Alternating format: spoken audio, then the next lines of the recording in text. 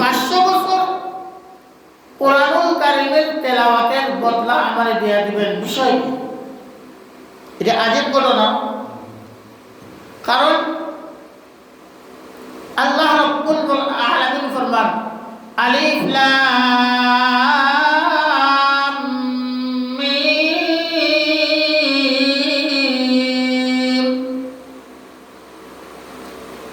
মুফাসসিরিনে কেরাম বলেন আলিফ লাম মিম এটা এক শব্দ না।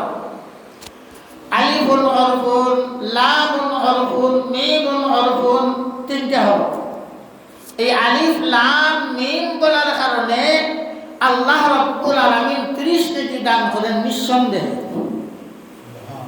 আলিফ লাম মিম এই তিনটা অক্ষরে এক শব্দ না, 3 শব্দ। আলিফুন হরফুন, লামুন হরফুন, মিমুন হরফুন।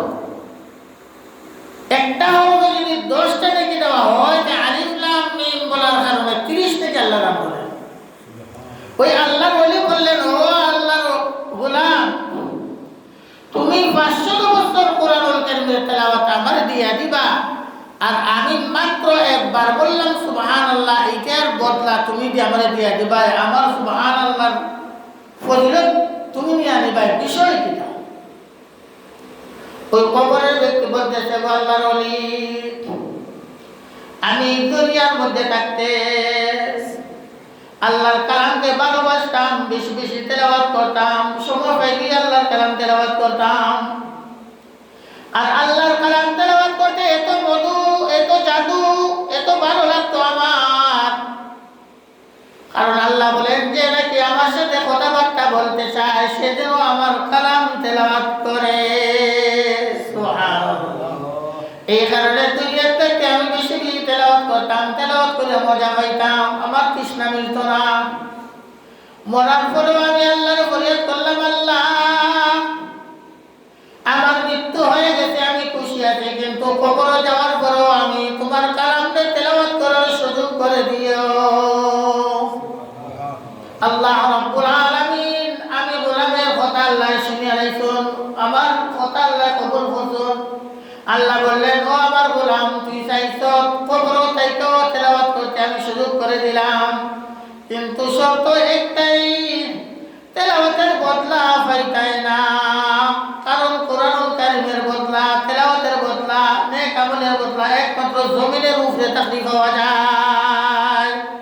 কারণ দুনিয়ার থাকতে যদি তুমি ইবাদত করো, কোরআন তেলাওয়াত করো, তাসবিহ করো, তাহলে এটা বদলা মুনাফা তুমি পাইবা। যেহেতু আলমে বর্ষ কবরের মধ্যে কোনো নেক আমল করা যায় না, বদ আমল করা যায় না। কোরআনুল কারীম তেলাওয়াত করলে নেক আমল পাওয়ার কথা ছিল, ঠিক না বেটি? কিন্তু কবর যাওয়ার পরে নেক আমলের সুযোগ নাই। তোমার চাহিদা পূরণ করে দিলাম আমি, তেলাওয়াত করবাই, বদলা পাই যায় না। ওই কারণে 500 বছর ধরে এবার আল্লাহর কালাম আমি তেলাওয়াত করি, এর বদলা এমন মাত্র আল্লাহ দিবেন না। আর আপনি দুনিয়ার থেকে একবার বলছেন সুবহানাল্লাহ। ও আল্লাহর ওলি, আপনি কি জানেন আল্লাহ রাব্বুল আলামিন আসমান জমিনের ফাঁকা জায়গা সুবহানাল্লাহ বলার বদৌলতে আল্লাহ তোমার নামে আমল করে দিবে। সুবহানাল্লাহ।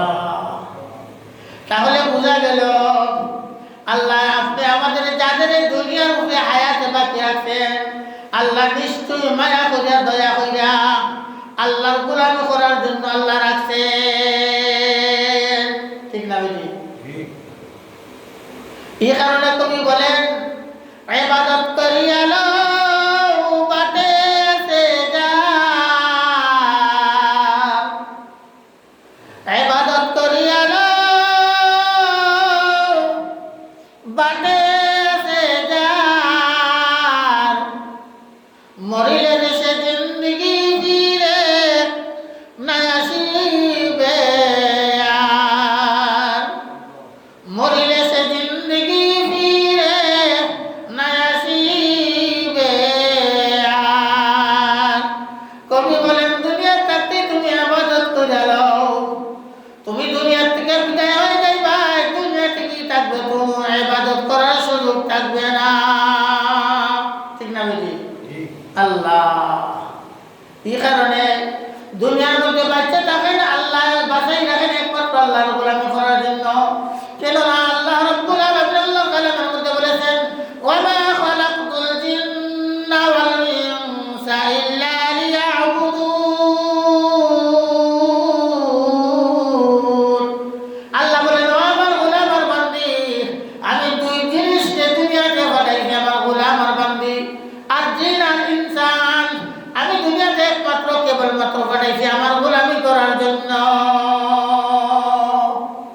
মেরে দুস্থ বুজুর্গ, আমরা যখন দুনিয়াতে বাইচা থাকবো একটা মুহূর্ত